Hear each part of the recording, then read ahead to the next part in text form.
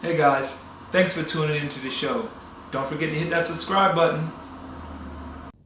Professionally, at least. The ball gonna stop. You go play pickup and you can go do that and enjoy just the game for the game. But as far as this professional life, you gotta take advantage of it while you can. You have to take advantage of it while you can. Not even just for the fact of living life. Just for the fact of living life. Inflation, it's crazy. Everybody right now, if somebody told you right now, hey, in 10 years and 15 years right now, would you want $250,000? Would you want a quarter of $1 million? Who's gonna say no? Who's gonna say no? If I told you in 15 years you could have $250,000, would you say no to that? I don't know anybody that's gonna say no. I wouldn't if you would have told me that and say, listen, bro, just do this and don't touch it. It's not even supposed to make sense to you now, but you will understand. And a big part of that is there were not a lot of people of my color, of my status, that actually knew to give this type of information. That's why it brings me a lot of passion to even talk about financial literacy and investing and wealth building and assets, because we have such a great opportunity as athletes. One of my wealth building strategies is building out a network on YouTube. That's where you guys are here. If you're on here, hit the like button and share. One of the easiest ways to become a millionaire is to create content and building networks. I've got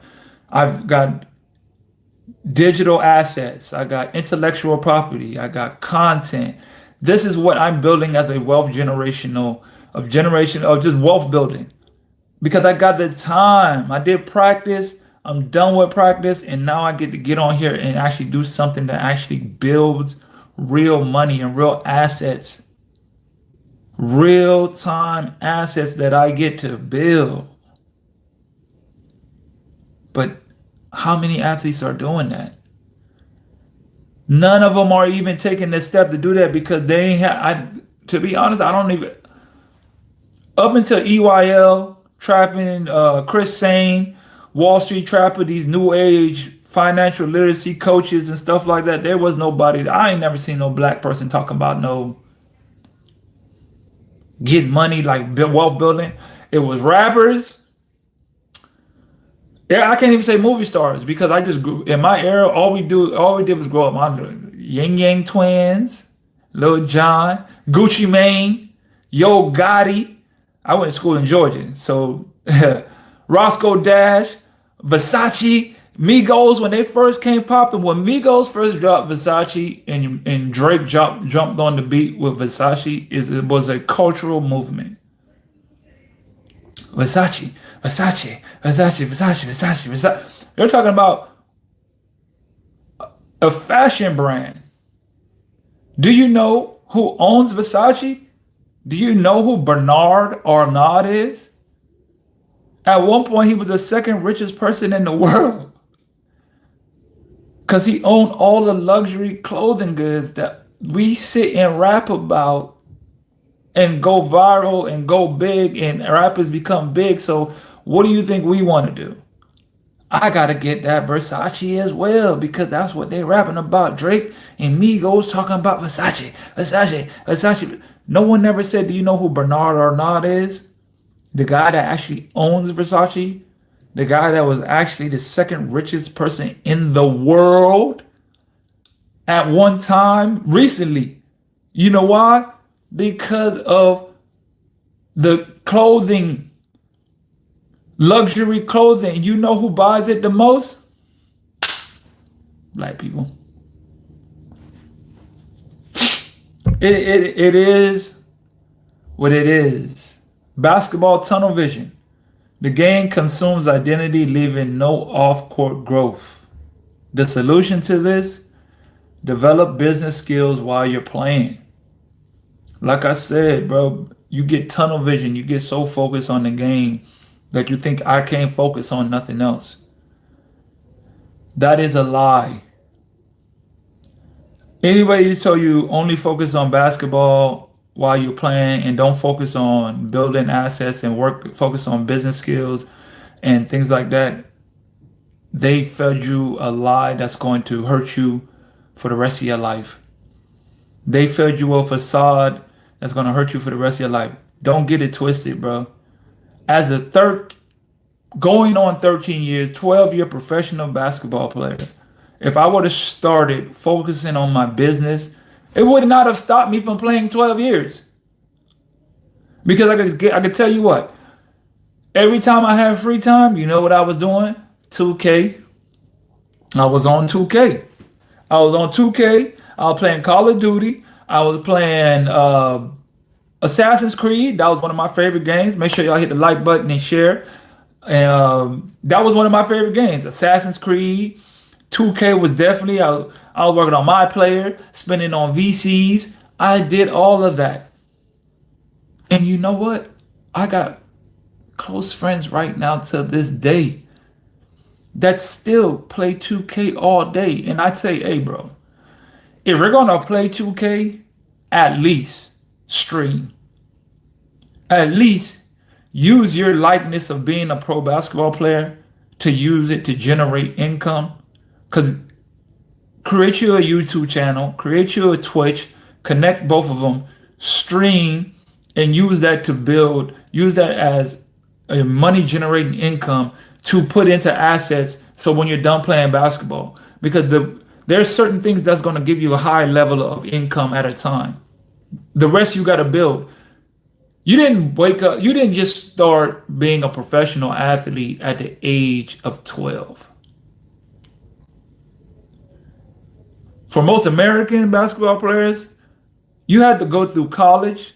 Let's just say you went the college route. I'm just even talking about my era. That took, for me to get my first contract took 24 years. I was 24 years old before I got my first contract. 24 years. And guess what? It was for like $2,500. And guess what? I only got $600 out of that. And you know what my next contract was? For $3,000. You know how much I got out of that one? $1,500. Because the GM on the team ran off and left us stranded in another country. So just because you work so hard to get to a spot to where you're getting paid for it doesn't mean that it's guaranteed. It doesn't mean that it's guaranteed. Don't fall for the facade. Don't fall for the lies. That's why they don't ever become rich. That's why you fall back and you see everybody. And I'm not knocking nobody for being a coach or being a trainer and something like that. But everybody has the same route. I'm going to be a coach. I'm going to be a trainer. I'm finna go back and I'm finna just go back and, I'm finna go back to do the school thing and this and that. Listen, bro, that ain't it, bro. That's why you don't see too many overseas basketball players that are millionaires. You don't really see too many overseas I'm trying to think that I know personally. Maybe one. That I know personally. That I say, okay, he's a millionaire. I know him. I can go talk to him. I can hit him up. What's up, bro? Have a real relationship that you know somebody that you could dap up, come pull up at their crib. And I ain't even cool with bro like that. No, he pulling up at his crib. That are millionaires. What do you think you're gonna get from the game? What are you even in this game for? I seen a clip of a guy named D Rich. He be doing sports takes, and he said Robert Ory has 7 championships and made $54 million in his career. James Harden made over $300 million. Which one would you choose? And I was like, I've been playing basketball. In my first 9 years of my career, I probably won 7 championships and I had $100 in my pocket. What are you doing this for? Win championships, done that. Play in different countries, played in Chile, Argentina, Uruguay, Mexico, China, Thailand, Australia, to travel the world, did that. DR, where else? A list of other places, done that. What are you doing this for? Oh, I just love the game. Go play in LA Fitness. Go in the men's league. Don't fall for the facade of thinking that, you know what, man, I'm only playing the game because I love it, and then you leave yourself at a disadvantage later on in life. You know what I mean? Hey guys, thanks for tuning into the show. Please subscribe on our YouTube, Spotify, Apple, and wherever you listen to your podcast. I greatly appreciate it.